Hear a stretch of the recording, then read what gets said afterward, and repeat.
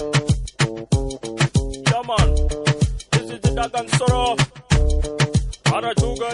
is the joyride with the rainbow goddess, the rainbow goddess. This is the joyride with the rainbow goddess, the rainbow goddess. Hi there, and welcome to Joyride with the Rainbow Goddess. I'm Itzel, and today we're going to be making vegan cheese. And this is not just any vegan cheese. This cheese actually slices, it shreds, it melts, and it's not even made with nuts. So it's actually lower fat than most vegan cheeses out there, and it definitely has a very unique flavor. It's so freaking easy to make it. You literally just have to blend the ingredients, cook them off, and put them in your mold. So let's head to the kitchen and find out what they are. Now, like I said, this cheese is one of a kind and very simple to make. Just a 3-step process. The complexity comes from the ingredients. It has quite a list of ingredients that all serve a very important purpose, and that is to give you the best, most unique, delicious, mouth-watering, everything you want in one cheese. So what you will need for this process though is a Vitamix. As I've said in many of my videos, the Vitamix is like my absolute most favorite, most used tool. I literally use it on a daily basis, and there is no other blender that will give you that super creamy, smooth consistency as a Vitamix.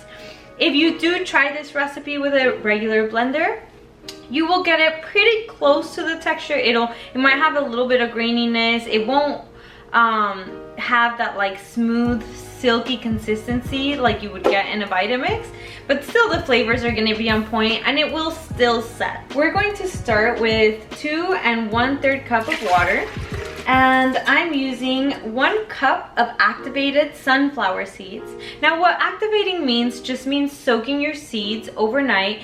You do want to rinse your seeds a couple of times, and what that does is it actually makes it easier on digestion, and it makes the nutrient absorption a lot higher for your body.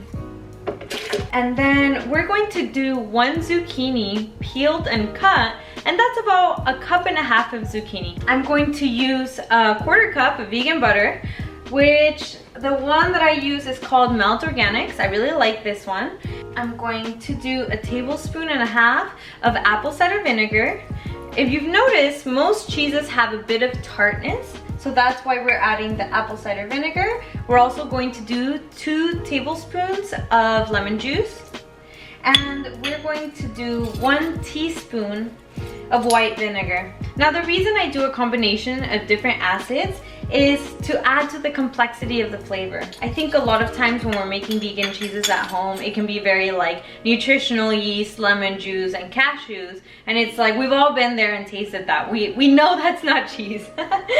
And then we're gonna do 1.5 tablespoons of miso. Again, that's gonna add to the fermented taste, and it's going to add a bit of saltiness. And I'm also going to do 1.5 teaspoons of salt, and I'm going to do, you can either do 2 garlic cloves. Here I have 1 tablespoon of minced garlic.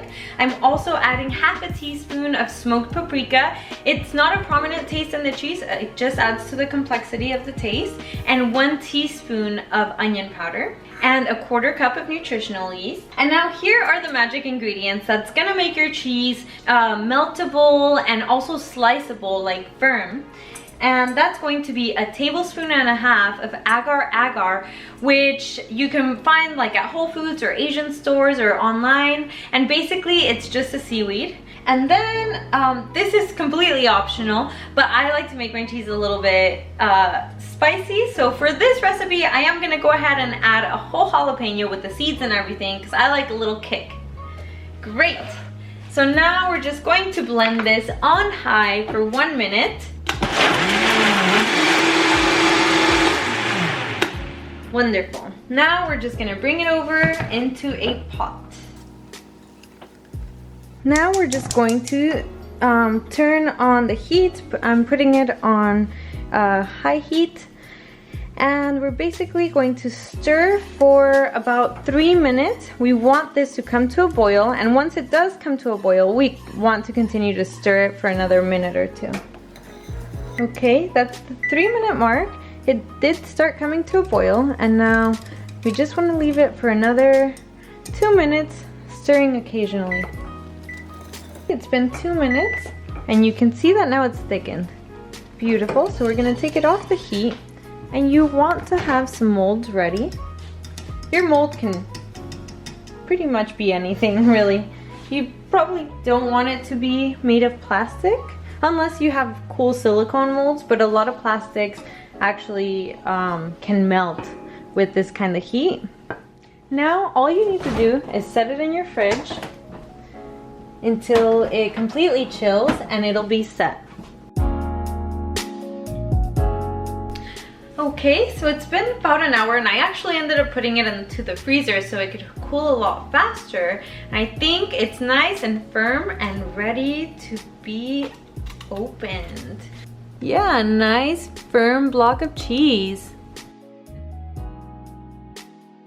Beautiful.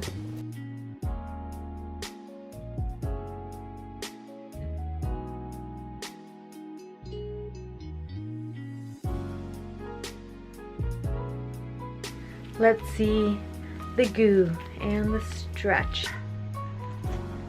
Mmm.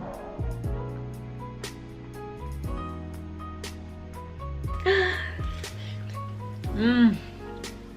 Mmm. It really did melt.